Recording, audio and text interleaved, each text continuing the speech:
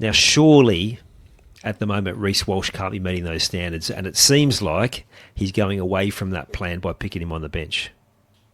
Yeah, real interesting one. We touched on it on Monday's episode when word was coming through that Walsh was going to get picked.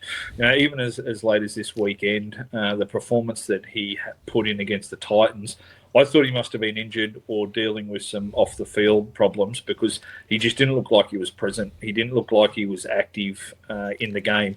And look, he is a player that can absolutely be rocks or diamonds, respectfully. But when the diamonds come out, they are something special. So, look, Ricky Stewart, that was a good one. Billy Slater doesn't get these selections wrong very often, if ever. We've actually gone the other way with Billy Slater, and we've patted him on the back for finding these players that have come out of nowhere. Robert Toyer is an example from last year. Cobbo's he's on and off times. Billy Slater seems to pick these guys at the right times and in the right positions. So, who knows? It was only, 6 months ago where he was an absolute superstar and won the premiership for the Broncos, went away on the Kangaroo Tour as the number one fullback, which is a big deal at the moment with the outstanding fullbacks we have across the competition. Yep.